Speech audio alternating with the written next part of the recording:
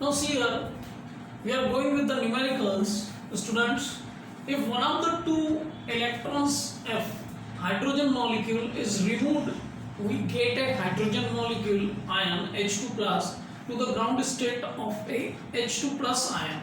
The two protons are separated by roughly 1.5 angstrom and the electrons is roughly 1 angstrom from each proton. Determine the potential energy of the system. Specify your choice of zero of potential energy. Now see here, if we are having this electron and here it is a proton and here it is another proton, they are having separation between them, that is the separation between the two protons is 1 point. The two protons are separated by roughly 1.5 angstrom and electron is separated by 1 angstrom. Okay. Now electrons, we know that it is say it is a Q1, say it is Q2, say it is Q3, and if we are taking this distance as an R1, this distance as a R2 and this distance as a R3. Okay. And we are assuming that at infinity potential energy is 0. Okay. Now if we go through the potential energy, here the potential energy which we are going to have 1 upon 4 pi epsilon naught Q1 Q2 upon this R1 Q2 Q3, that is R2, and Q1 Q3, that is R3. Now we have to convert this 1 angstrom, which is going to be 1 into 10 raised to the power minus 10 angstrom meter. Okay. Similarly, 1.5 angstrom is equals to 1.5 into 10 raised to the power minus 10 meter. Same will be here applicable. Now 1 upon 4 by epsilon naught, we know that value, which is going to be 9 into 10 raised to the power 9. Q1 means electrons and its charge is 1.6 into 10 raised to the power minus 19 coulomb, and it is a negative nature, and proton is having a charge of positive nature, that is 10 raised to the power minus 19 coulomb. So here we go with this, Q1 is negative, so negative 1.6 into 10 raised to the power minus 19. Both are having the same charge, that's why I am multiplying it, means I am squaring it. Now the distance between them, Q1, Q2, that is 10 raised to the power minus 10. Again if we go with this Q2, Q3, that is a plus sign because both are having same polarity, 1.6 into 10 raised to the power minus 19 square upon 1.5 into 10 raised to the power minus 10 plus here 1.6 into 10 raised to the power minus 19 square divided by, now it will be of negative because one charge is negative nature and another one is a positive, and the distance between them is this. Okay. Now this is common to all, so we are taking it out common. So it is 9 into 10 raised to the power 9 minus, instead of minus we are taking only 1.6 square into 10 raised to the power minus 38. 10 raised to the power minus 10 is also common, we are taking it out. So here only we are having minus 1, here we are having 1 upon 1.5, here we are having minus 1. Okay. Now if we go through the calculation, so here we are getting this 9 and this 1.6, which is having 2.56. This 9 minus 38 means 10 raised to the power minus 38 plus 9 plus this 10 divided by, now no values in denominator, here we are having this, that is going to be minus 2 plus 1 upon 1.5. Okay. So here we are having this u, which is going to be 9 into 2.56, that we can calculate easily, and 10 raised to the power, this is minus 38 and 19, it is going to be minus 19. Okay, now this is having this, so it is going to be minus 3 plus 1 divided by 1.5. Okay, so here we are having this value 9 into 2.56 into 10 raised to the power minus 19, and it is going to be minus 2 upon 1.5. It is joule. Okay, now we can manage it. If I multiply it in numerator as well as in denominator 2, so it is going to be 3, and 3 3s are 9, so it is 3 into this minus 4 into 2.56 into 10 raised to the power minus 19 joule. And if you want to convert it in joule to electron volt, what we have to do, we have to divide it by 1.6 into 10 raised to the power minus 19.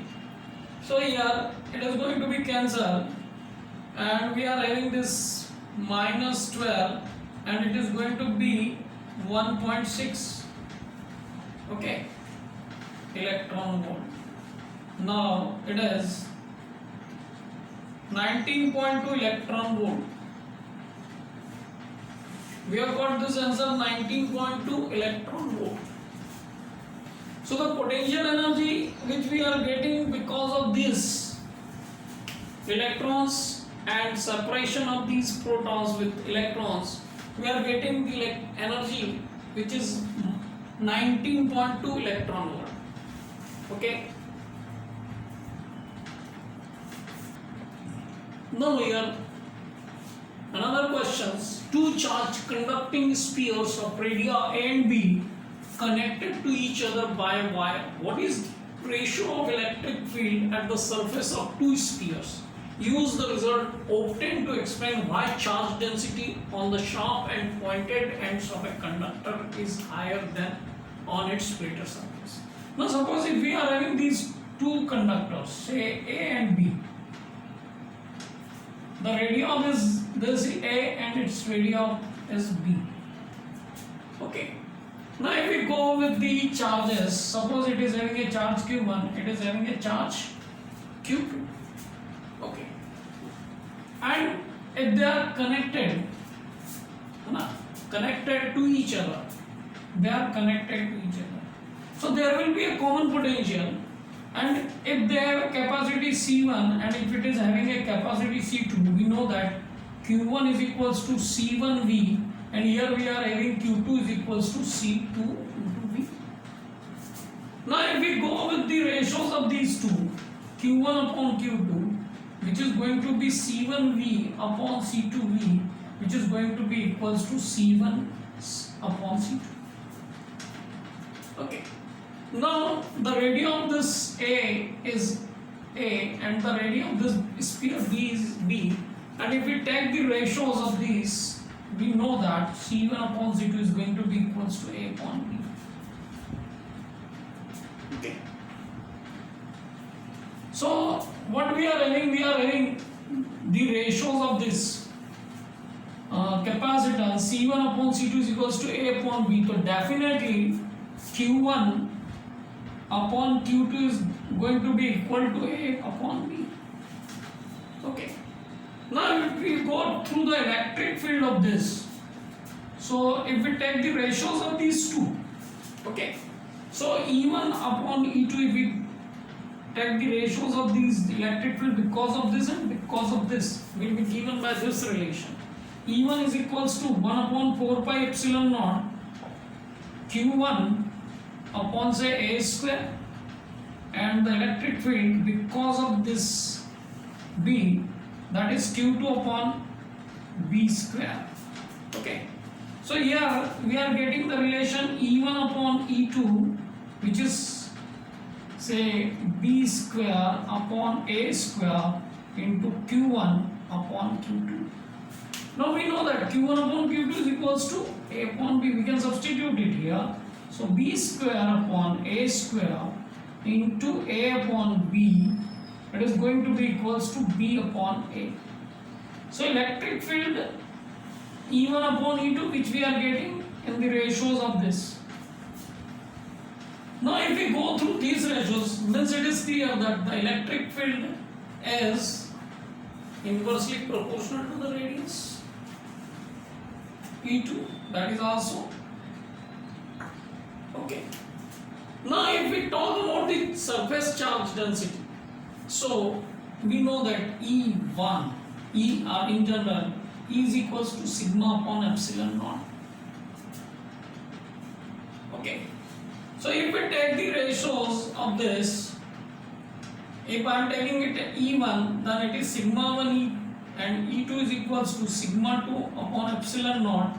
It is going to have sigma 1 upon sigma 2, which is equals to this B upon A. Means surface charge density is also going to be inversely proportional to the radius of the sphere. Now if flattened surface is there, then the value of A will be at the higher side and the surface charge density is going to be at the lower side. Now if we see, if it is having a sharp end like this, so here radius will be less, and if radius is less, the surface charge density is going to be higher. Okay, so the relation which we have got from this, we are getting that sigma 1 means the surface charge density is inversely proportional to the radius, and at the sharp end the radius is very small, and if radius is very small, then surface charge density is going to be at the higher side as compared to the flatter portion. Okay, so here what we have got from this relation, we can conclude that the charge density on the sharp and pointed ends of a conductor is higher than that on its flatter portion. Okay, because of this relation which we have got it from there. Okay, now we'll go with another numerical, that is two charges minus q and plus q are located at points 0, 0 minus a and 0, 0 a respectively. What is the electrostatic potential at the point 0, 0 z and x, y, 0? That we have to determine. Next, check the dependence on the distance r at a point from the origin when r upon a is much greater than 1. It means the value of r is much greater than a.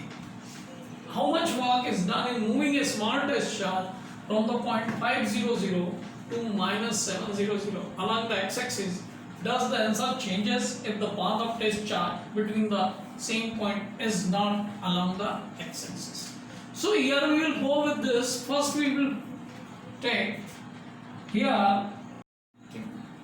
Now another point which we are going to have, that is minus q charge, which is here 0, 0 minus a. Okay, now this we have got these two charges and we have placed them on the position. Okay, now what is the electrostatic potential at the point 0, 0 z? Now if we go with the 0, 0 z, means we can assume this point over here 0, 0 z. Okay, now if we want to know the electric potential, okay, and if we want to know the electric potential, we are going to take this charge is here, so the distance between these two, that will be z minus a, and here if we go with this will be z plus a. So electric potential at this point, because of this q charge and because of minus q charge, that we are going to take 1 upon 4 pi epsilon naught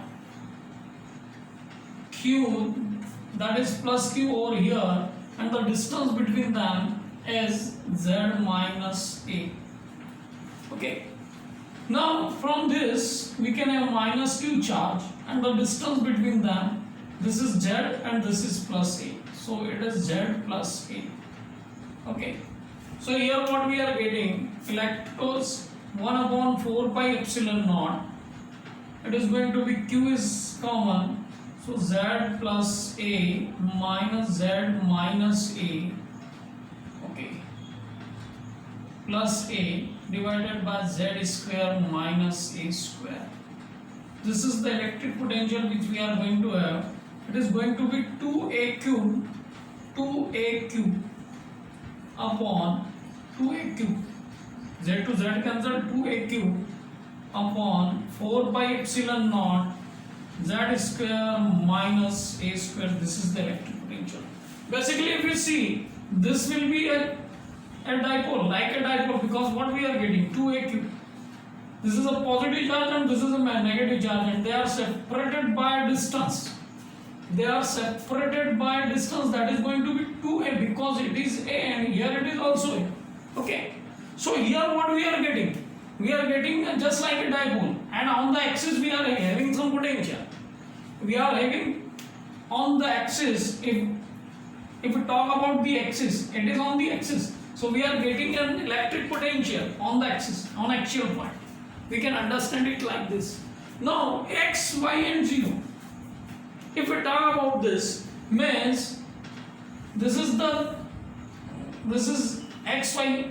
These are two coordinates which are in the xy plane, because 0 is there. Means they are perpendicular to this. They are perpendicular to this line. Okay. And when they are perpendicular to it, okay, so perpendicular to it means they are having some point over here that we can see. It is, say, at a distance of this, this is the point x, y and 0. Okay, so if we go through this, it is a plane perpendicular that we can say on this z axis. Okay, so we can have an electric potential. We can have an electric potential which is going to be 0. Okay, so the first part which we have gone through it, we have got this answer. Another answer was that they are perpendicular this, so it is going to be 0. Electric potential is going to be 0. Now if we will go with the second part is that check the dependence on the distance r of a point from the origin when r is this. So if we take this distance from origin, say it is r, this z is equal to r. Okay, so if z is equal to r, means electric potential is going to be 2A cube upon 4 pi epsilon naught r square minus a square. Now if r is much greater than a, definitely we can neglect this relation. Means the value of a square is at the higher side. A square means if we take 0.2 or 0.1 centimeter, and if we are taking 0.1 centimeter, 0.1 square will be lesser than that. So we can neglect this. Ultimately, what we are going to have, V is equals to 2A cube upon 4 pi epsilon naught into r square. So electric potential, if the distance is going to be at the greater side from here, then it is going to have this value.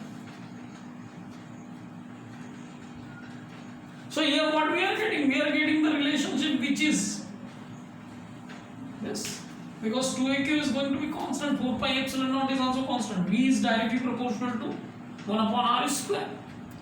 Now, we will go with the third part. How much work is done in moving a small test charge from the point 500 to minus 700.